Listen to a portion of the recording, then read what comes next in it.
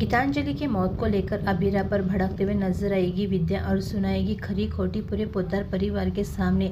ये देखकर दादी साहब भड़कते हुए गीतांजलि की साजिशों का किया पर्दाफाश। विद्या का गुस्सा देखकर अभीरा भी बेहोश। अरमान दिया विद्या को आखिरी चेतावनी, फूटा विद्या पर गुस्सा। ये सुनकर विद्या डरी पूरी तरह से। विद्या को बताया दादी साहब ने गीतांजलि की हुई घटिया हरकतें और दिखाया सबूत के साथ। जी हाँ दोस्तों, सीरियल ये रिश्ता के कहलाता है में आएगा फिर से पोद्दार परिवार का ट्रैक। जी हाँ दोस्तों, आपको बता दें, दरअसल अरमान की वजह से अबीरा मायरा की जान बच गई है, लेकिन गीतांजलि का अंत हो चुका है। और जैसे ही जंगल में अरमान गीतांजलि की बॉडी ढूंढकर पुलिस के साथ पोद्दार हाउस में लेकर आता है, तभी गीतांजलि के डेड बॉडी को देखकर दादी सा कहती है अच्छा हुआ बुराई का अंत हुआ, क्योंकि दादी सा को पता था कि गीतांजलि कितनी सेल्फिश थी। तभी विद्या गुस्से में आकर अबीरा को बहुत कुछ खरी खोटी सुनाती है और विद्या को इस बात का गिल्ट होगा कि अरमान कभी गीतांजलि को जीते जी उसका जो सपना था उसमें कामयाब नहीं होने दिया।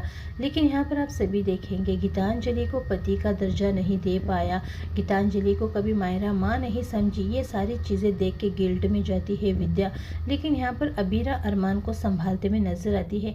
जैसे ही विद्या यहाँ पर गीतांजलि के मौत का सदमा विद्या को बहुत भयंकर लगेगा और विद्या इन सब चीज़ों का पूरा इल्ज़ाम अबीरा पर ठहराती हुई नजर आने वाली है और अबीरा को ताने मारते हुए कोसते हुए भी नजर आएगी और गीतांजलि के लिए बहुत ज़्यादा आंसू और रोते हुए भी नजर आने वाली है। और ये सारी चीज़ें हरकतें देखकर दादी सा का अरमान का गुस्सा फूट पड़ेगा विद्या पर और विद्या को साफ साफ कहेगी कि बुराई का अंत इसी तरह से वक्त आने पर होता है। विद्या पूरी तरह से हिल जाती है और वो सोचती है कि आखिरकार गीतांजलि ने ऐसा क्या किया है मसूरी में।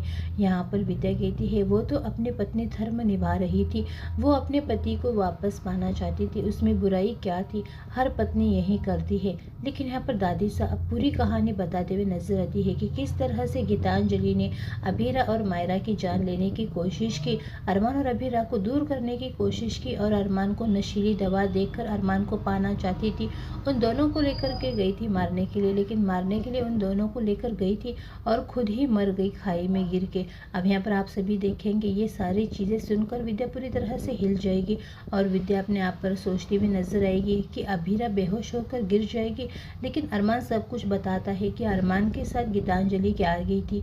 जी हाँ दोस्तों, आपको बता दें विद्या को गलती का एहसास होगा कि मैं अबीरा के प्यार को बिना सोचे समझे अपने ही बेटे की जिंदगी बर्बाद कर रही थी। अब आप सभी देखेंगे यहाँ पर विद्या को बहुत ज़्यादा पछतावा भी होते हुए नजर आएगा। लेकिन अबीरा खुद बेहोश होकर गिर जाती है, लेकिन अचानक अब आखिरी चेतावनी देते हुए नजर आती है दादी सा। ये शब्द सुनने के बाद कि उनकी पोती और अबीरा की जान लेने की पर उतार गई थी गीतांजलि। और वहीं पर आपको बता दें विद्या यहाँ पर साफ साफ शब्दों में कहते हुए नजर आई है इसीलिए मैं गीतांजलि के साथ दे रही थी।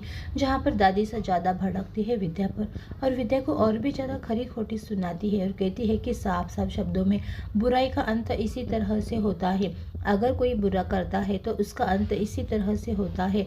और विद्या अगर तुम सही का साथ दोगी तभी तुम्हारा सही होगा, नहीं तो तुम्हारे कर्मों का भी फल तुम्हें यही मिलेगा। अब यहाँ पर विद्या बहुत ज़्यादा खामोश हो जाती है और वो सोचती है कि जाने अनजाने में उसने कितनी सारी गलतियाँ की, कितनी बार अबीरा को ठोस पहुँचाने की कोशिश की, टॉर्चर करने की कोशिश की। ये सारी चीज़ें वो पूरी तरह से सोच में पड़ जाने वाली है। फिलहाल दोस्तों आप लोग कितने ज़्यादा एक्साइटेड हैं अपकमिंग एपिसोड देखने के लिए, अपनी राय कमेंट करके ज़रूर बताना।